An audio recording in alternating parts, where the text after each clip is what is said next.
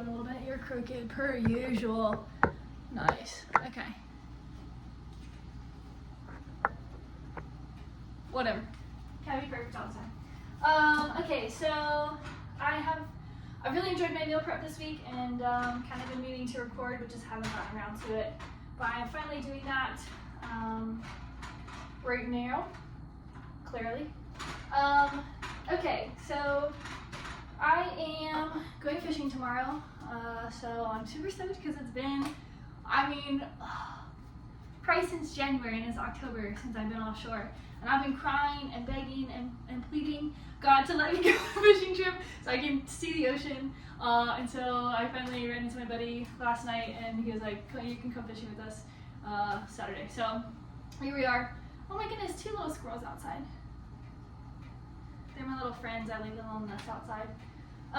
But the thing about fishing, I need to have the right food, because sometimes I do get a little seasick, especially since it's been 8 months or something since I've been offshore. So yeah, what I'm making is just really simple. It's ground beef, so that's already on the unit right here, with onion and garlic. Then I had frozen butternut squash. This is from Aldi, so super easy. I'm gonna throw that in there in just a second. So I just wanted to start getting this browning and start browning the onions and getting that going. I think there's probably a certain way that's best, but like for the order of onions and garlic, and then I think you're supposed to put the meat in. But honestly, I don't care. Okay, it'll get the job done. Again, all I'm looking for is like something pretty quick to make, and then got all my protein, got some veggies in there, and then I'm gonna put some rice with it because I have a little bit of leftover rice from one of my other meals this week. So yeah, and then I have some of this spinach arugula mix that I'm gonna throw in there and wilt it with the thing, but that's gonna be like one of the last steps, obviously. So, well, maybe not obviously, but so it's probably about half brown, half red. So I'm gonna chunk all of this in there and start getting it. I haven't thawed it or anything, it's just frozen. So it'll need to get in there and start kicking. And I wanna brown that as well. So they're just like, it's uncooked, I think.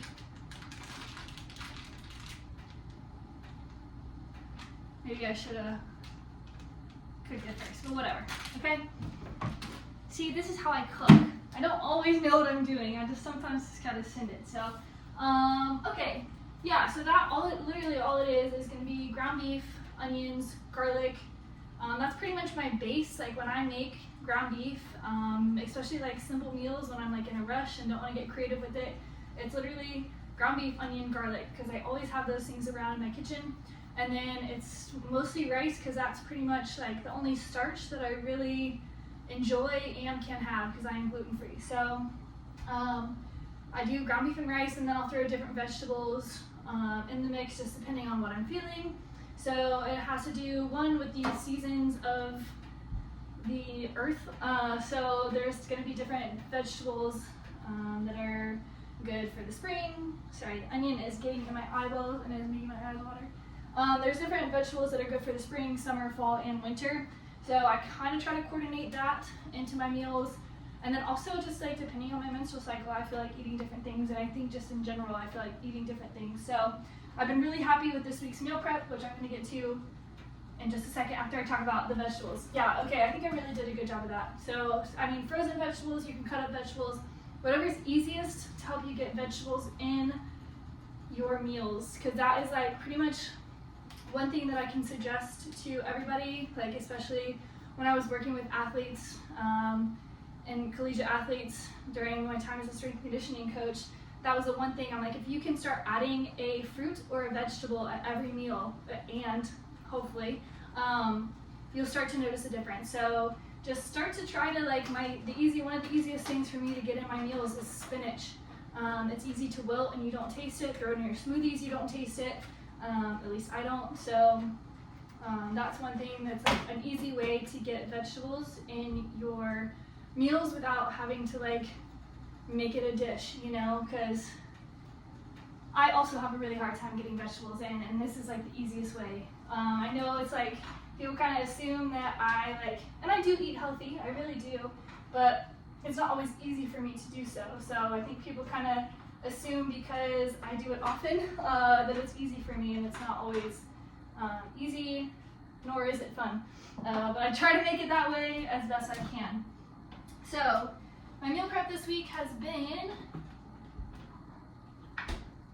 hummus toast for breakfast. So my gluten-free, dairy-free bread, I will put it on the skillet and toast it both sides with like a little bit of bacon grease. But I think right now I'm working with daddle bacon burger grease, which adds a little spice on it. Oh my goodness.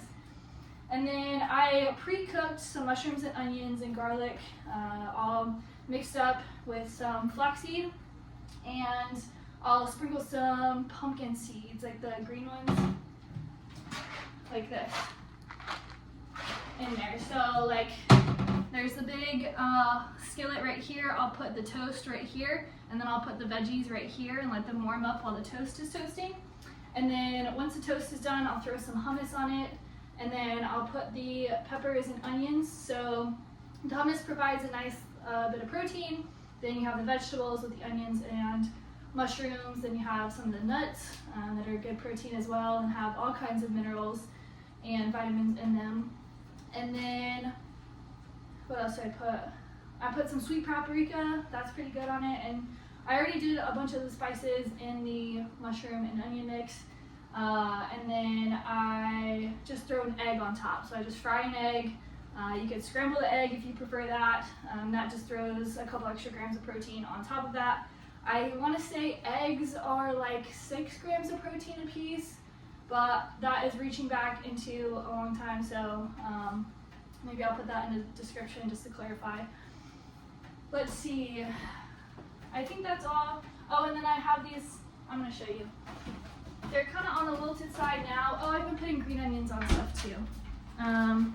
These rainbow sprouts, they're kind of wilted a little bit, but they look so beautiful on top of like every meal that I've been making while I've had them. And again, they're just like a good way to add some greens, which holds a lot of vitamins, nutrients, minerals that you need for your body's functioning. So again, an easy way to throw some little extra veggies on there. And then for lunch, I also from Aldi have these frozen tuna steaks because I haven't been fishing, so I don't have real tuna. But this is one of the frozen foods that I will eat, frozen fish. I don't really do it. Ever since I started fishing, I've been a snob. Sorry. But I'll take this, and I'll take one of these out in the morning and set it on the counter. Like move it between the counter and the fridge just so it's thawed by lunch. And then I already had my rice made. I think I made that when I made the vegetable mix for my breakfast, so the onions and the mushrooms. And so I just put a little bit of rice at the bottom of the bowl. I put some of that spinach and arugula mix on there. I microwaved a thing of edamame, and then I've just been taking like a handful of them out, popping them into the bowl with some mango. My avocados just got ripe. Let's see, what else I put in there? Sesame seeds, all kinds of good stuff, like really green onion, whatever you want that makes a good bowl. Pickled onions. Yeah, I think that's about it that goes in that. And then once I like have that made, I'll be doing the tuna on I sear it on the skillet. So I just fire up the skillet, I slap the tuna on there, I build the bowl, and then flip the tuna. Once it's done, then I put it on top of the bowl, and then you have a tuna bowl. Tuna is a really good, clean protein. It's high in protein and high in a lot of other vitamins and minerals. Also your omega-3 fatty acids. The fat that comes from fish are really good, again, for nervous system activity. So there is a place for fat in our diet. Obviously, you want it to be a very natural fat that comes from nuts and meat, and if you guys drink dairy, dairy is okay to get your fats from. All of those are going to be in a form that your body can use. So things like trans fat, monounsaturated fats, like stuff like that, and did I say trans fat, saturated fats? All those nasty fats that they tell you not to take That's what they want you to avoid. They say low-fat diet or whatever. It's those that you want to avoid. So as much as you can, those appear in processed foods, not your natural foods, which is a huge giveaway as to why you should stay away from them. But fat is an essential part of your diet. It lines a lot of your tissues. It lines a lot of your nervous system. It helps your brain fire properly. So when you starve your body of fats, you will notice that you have a lot of brain fog.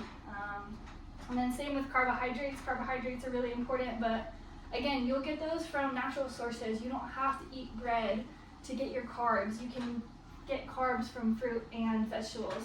And those are your, probably, I would say the most bang for your buck as far as like getting your carbs and your nutrients.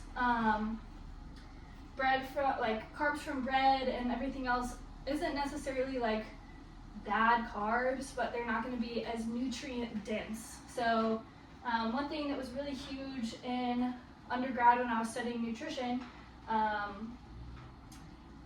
it's nutrient density. So we can only eat so much in a day, right?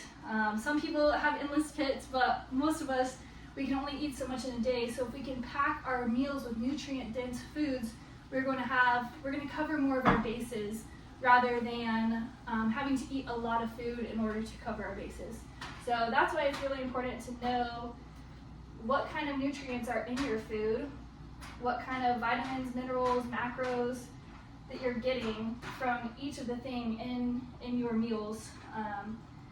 That way you know what you're missing and what you have, and you can kind of like move from there. And that's kind of why I want to make these videos, because I know it's really unusual to get nutrition education as you were growing up, and that's such a key factor for being a human. Like in general, just like being a healthy human, you need to know what your food has to offer your body and how to fuel yourself the best, because there's so much information out there. Like when you're scrolling Instagram, like my mom has been talking to me a lot lately. It's just like, and I think a lot of people feel this way, is like you can't eat anything these days, right? They tell you this is bad for you, this is bad for you, you can't eat this, you can't eat that. Well, what are you supposed to eat? Whatever your body tells you to eat. And it's so important to like start paying attention to how these foods make you feel. Like not being on your phone when you're eating, and then notice, like sit for a little while after you eat, enjoy the food, and then see how your body feels. If you feel tired, look at why. Maybe there was something in your food that limits your energy, that takes it down, that slows your body down. Or if you feel really good and you feel like you want to go do stuff, what did you eat? How did that make you feel? When do you want to feel like that? You don't want to feel like that when you're trying to go to bed, so maybe stay away from some of those foods.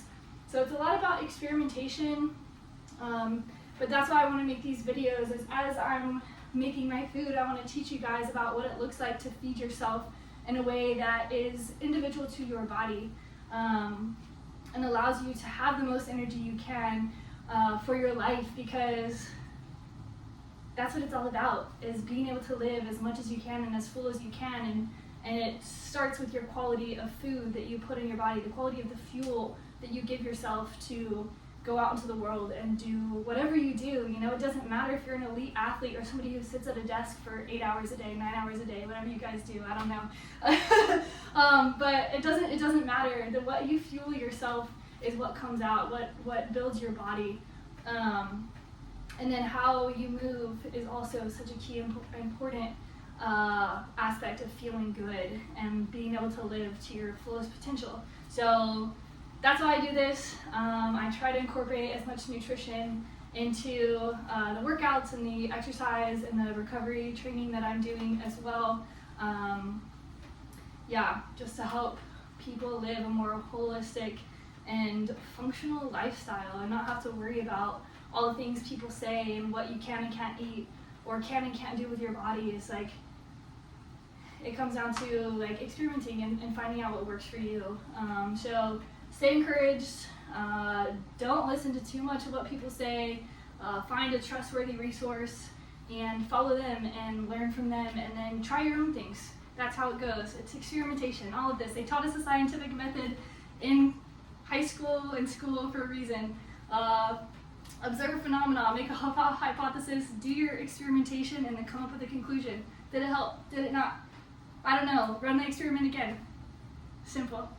As simple as you make it. Okay, well that's it. I'm just gonna finish this. Again, pretty simple, pretty easy meal. It's taken, it'll probably take 30 minutes overall, and then I have like probably 4 meals from it. So really clutch stuff. Love a good ground beef and rice bowl.